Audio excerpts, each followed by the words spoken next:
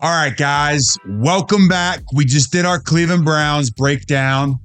Now we're going to slide over to Maryland. We're going to slide over to the Baltimore Ravens. You're defending AFC North Champions. MVP of the league. The bully of the AFC North. Alex has lost so much sleep thinking about this team. It's the Baltimore Ravens. They won the AFC North. They clinched the 1 seed. They were 13-4 last year. Fourth in points scored, 28.4.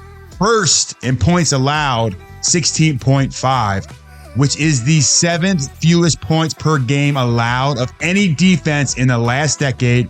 I mentioned this before. They had the MVP of the NFL, Lamar. They beat the Texans. And they lost to the Chiefs in the AFC Championship game, which caused a lot of controversy amongst Ravens fans. Todd Monken, your former Cleveland Brown, a lot of people are talking about Todd Monken. Now, let's just quickly run through. You have Eric DeCosta, who's been there forever. I think it's his 6th or 7th season. Took over from Ozzie Newsome, but he had been in the system forever. John Harbaugh, who's been there forever. 17th season. Todd Monken's new. And they got a new defensive coordinator. We all know that Mike Macdonald went on to the Seattle Seahawks. He's going to try to create the Baltimore Ravens of the Pacific Northwest. Zach Orr is younger than me, and he is your new defensive coordinator. He played in the league for a little while. So I'm excited. There's a lot of question marks there. There's a lot of excitement around that building based off what they did last year. Give me your take on the Baltimore Ravens. Yeah, so with the Ravens, I think they're a perennial great team. Franchise-wise, it's hard to beat them, well-rounded franchise.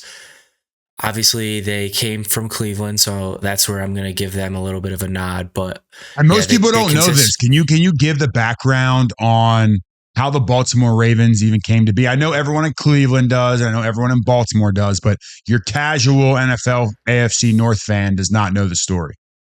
Yeah, so back in 1996, the Ravens, basically, the owner, Art Modell, took the Browns from Cleveland to Baltimore. It obviously in Cleveland became a huge mess, but ended up getting their team back in 99. So I don't know, with this Ravens squad, there's a lot to like, but there's definitely some question marks. Recapping, some of their 2023 instances, things that come to mind. They lost to the Browns in the second half meltdown. Both teams had decent luck in that game, but after that, they didn't lose again until the AFC Championship, barring a Tyler Huntley reserves game in the last week of the season. So really impressive second half of the season. But it's always a battle, within the AFC North. You've got the Browns and the Ravens fighting these past couple years. They lost to the Steelers last year. Similar second half meltdown, only one touchdown the entire game. And then they lost that overtime game against the Colts. Those are three things that stand out to me. They had a close game with the Bengals, week 2. So it's always going to be a fight within the AFC North, but they did pretty well with everybody else. Yeah, the Ravens always are the team to beat. They're the bully. They play an unbelievable style of football. But when you're the bully, you have to have bullies on the field. And the Ravens lost a lot of players this year that helped them be that bully. And that's where I think, obviously, you have Lamar Jackson. As long as you have Lamar Jackson, you are going to win football games. We'll come back to Lamar when we get to the offense and the depth chart, and the Bleacher Report just had an article that came out that said there might be some regrets. We'll get to that. Quickly, we're going to hop into some of the key departures and what was able to make the Ravens so successful and where they may find some struggles in 2024. First off, you have Gus Edwards and J.K. Dobbins. Gus had been a workhorse for the Ravens. J.K. Dobbins had his injuries, but he splashed. He had a lot of flashy plays when he was out there. Ohio State, the pedigree, the whole nine. They lose those two guys. That's major. Patrick Queen walks. He signs with the Pittsburgh Steelers. He's out there watering his grass. The grass isn't always greener, Marlon Humphrey said. They lost Jadeveon Clowney, who had a career high 9.5 sacks, 71 pressures. He really reminded us of the Houston Texans, Jadeveon Clowney. One of the biggest departures that I think the Ravens will feel this year is Kevin Zeitler. Kevin Zeitler is an all-pro guard, plays every snap. He is a stalwart. They also lost Morgan Moses. They also lost John Simpson. The Ravens offensive line, no one's talking about it. This is going to be a issue for the Baltimore Ravens this year. They're going to have some new first-timers. They're going to have some rookies starting. They lost Geno Stone to another rival. Basically, everyone said, hey, Baltimore Ravens, we love who you are. We love all the players that you've created. We're going to go sign your guys. And guys within the division are walking and just walking down the field. Tyler Huntley, who we mentioned last time, they lost their long snapper. The Ravens have a long list of departures. Do you think that matters? Or are the Baltimore Ravens one of those franchises where they can just reload from within and Lamar Jackson is going to carry them to the promised land? They've proved the latter. At least in recent year, and they've shown that they've been able to just reload. I don't know about that. I don't think we've seen them lose that much of a haul on defense, though. Did you play with Kevin Zeitler in New York? No, I did not. Were you in Arizona? Okay. But I agree with you. I think he's going to be the biggest thing, especially because you have in the AFC North, the battles in the trenches. So they're relying on too many new guys, or I guess pipeline guys that they've tried to develop over these past couple of years, and sitting behind some of their great offensive linemen. You lost Orlando Brown a few years ago. Who's their other tackle that I'm forgetting? Ronnie Stanley. Right, yeah, so he's been solid for them, so he'll be a rock. And he's dealt with some injuries. He had a little bit of a knee injury, but when healthy, one of the best in the league.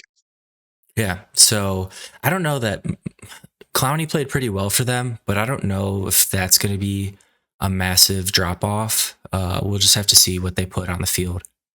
There's 8 starters that walked out of the door. Okay, let's get off departures. Let's get to additions, because that's what everybody has been talking about.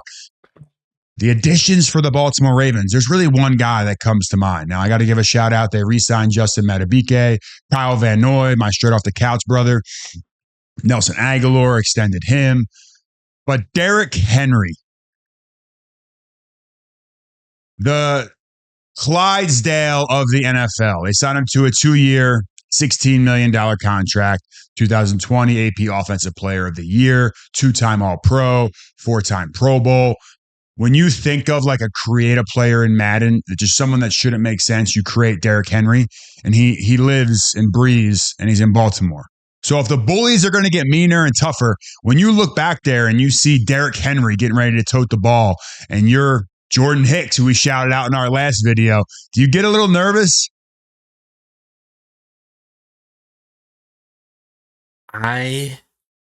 No. Like, for this team, no. I think teams are still going to have to prepare for Derrick Henry, but I'm not convinced that this is going to be a massive uptick for them, because they already have their running game set with Lamar. And we saw Keaton Mitchell last year. He's speedy as hell. I know he probably won't be back, maybe halfway through the season, or ACL tear is not always easy to come back from, but he was super impressive last year. So hopefully he's a young guy. So yeah, usually, the younger guys have that speedy recovery, but I don't know, dude. I don't know that. And so we talked about this, I think, a little bit offline. What Derrick Henry against the Browns last year had, what's our statistics on that? He had September 24th, 11 carries for 20 yards. His long was 9 yards. Doesn't bode well, but what I will say about that scenario is Derrick Henry, who's the quarterback in that game? Will Levis. You got Lamar Jackson now. So the one thing that let's make a point of this right now. When you play a quarterback like Lamar Jackson, I had Kyler Murray in Arizona. The defense has to play 11 on 11. They have to account for the quarterback to take off and run. So it opens up more lanes. It makes the running back's job easier. When Derrick Henry was in Tennessee, they accounted 2 people for Derrick Henry at all times. No one was worried about Tannehill. Yes, he could take off and run. But now Derrick Henry is going to be playing 11 on 11 football for the first time. Every time Lamar Jackson fakes and keeps and rolls out to the right to try to take off and run, he's taking a safety and potentially the backside linebacker with him. Derrick Henry's going to face light boxes for the first time in his entire career. The one caveat that I will say about the Ravens is what has been the Ravens' taboo every time they get to the playoffs? They abandon the run game, they try to throw it, and they lose. Yeah, Can they get over that hump? Let me ask you this. How is, we just talked about the O-line. Is Derrick Henry going to be able to overcome a potentially shaky O-line? It's a good point. You took my point and just used it against me. It's tough. I don't know how I can recover from that. But so those are question marks, right? You're bringing in Rosengarten, who is one of your high draft picks. You're bringing in Ben Cleveland, who has played football in the NFL. I'm not saying he is not Kevin Zeitler. You trade in Morgan Moses, who's one of the most reliable right tackles, bring in a rookie that actually struggled in the national championship game.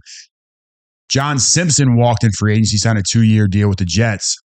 You're replacing him with Andrew Voorhees. So I do think the run game will take a hit with that. Now, you do have Tyler Linderbaum and Ronnie Stanley, 2 stalwarts on the offensive line. Linderbaum may be the best center in the NFL, but he's working with 2 new guards next to him. There is going to be some learning pains across the board. That is why you pay Lamar Jackson all these dollars. But what I will say is if you look at the stats from last year, look at the Ravens rushing stats. Lamar had 800 rushing yards. Gus Edwards had 800. Keaton Mitchell had 400. Justice Hill had 400. So they really were very versatile. And the Ravens have always attacked you with different bodies at different times. It's Lamar, then it's Gus, then it was Keaton Mitchell, then it was Justice Hill. Now you're just going to have Derrick Henry back there at all times until Keaton Mitchell gets healthy.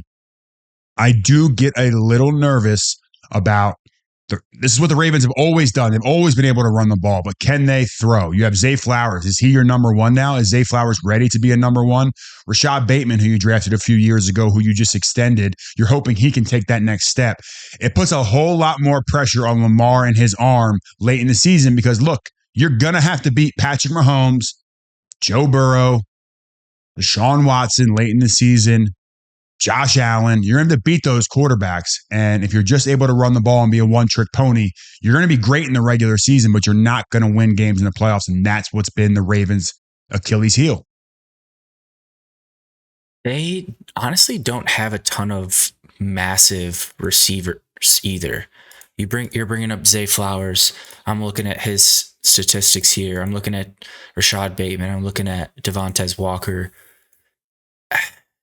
These dudes are not real massive humans. So I don't know, dude. There's just so many question marks that it's really hard to put you have to give the Ravens benefit of the doubt. They won the AFC North last year, but Andrew Voorhees, they also drafted that OL, Daniel Falele. Did you have any notes on him?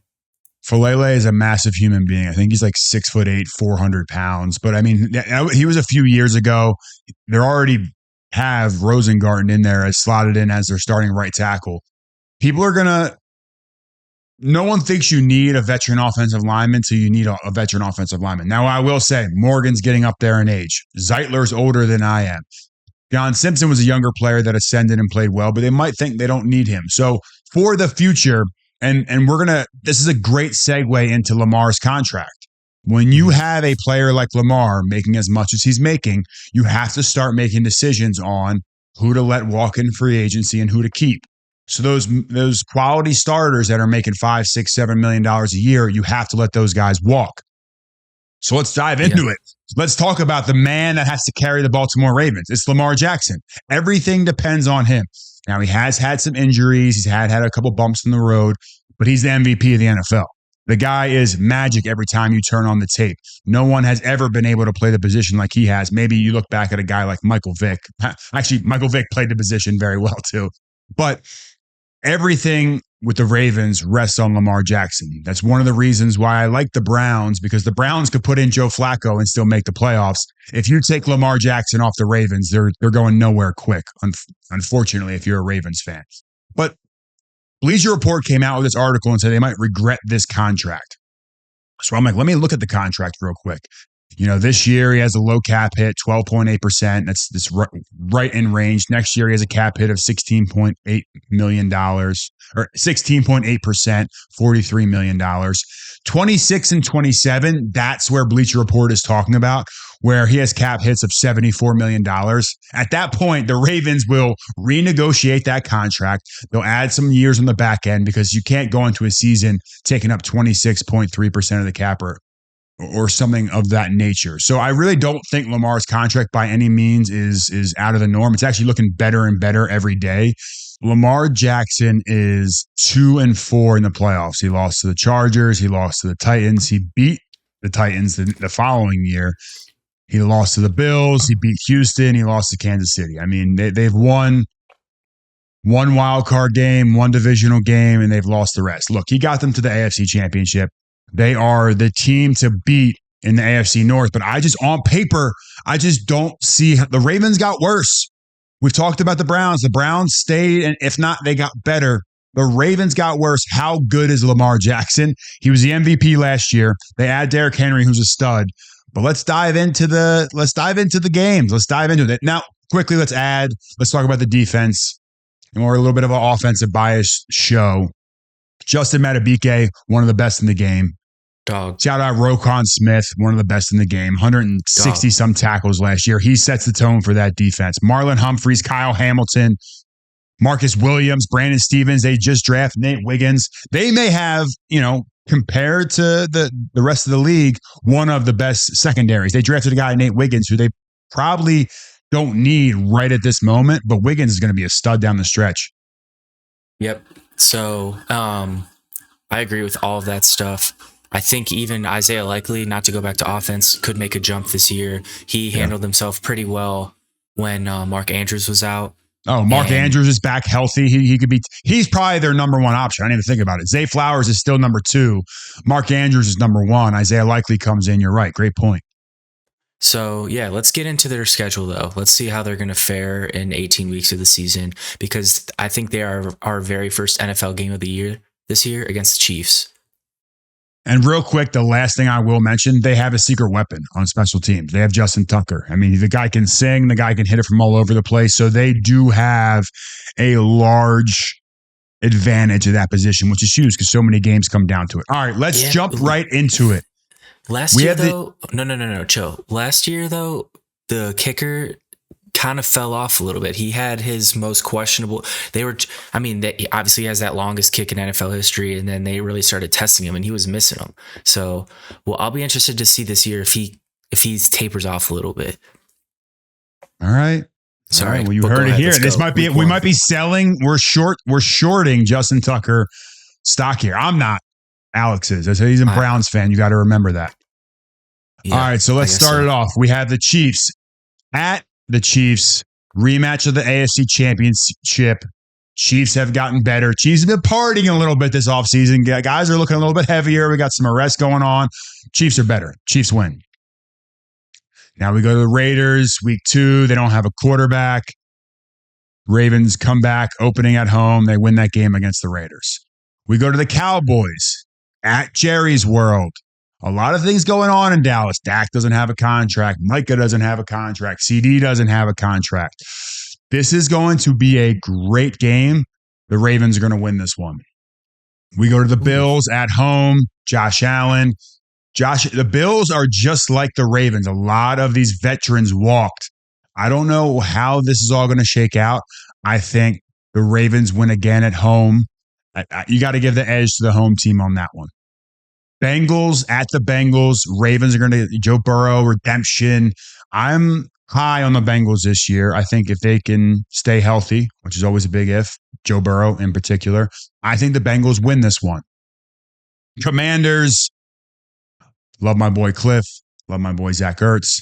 I don't think that's enough. It's just kind of like a right down the road rivalry. Ravens crush the Commanders.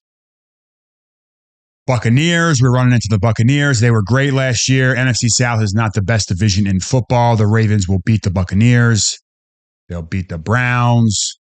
We've already mentioned that. If you watched the last episode, we go to the Broncos. I think the Broncos are one of the worst teams in football. They will beat the Broncos.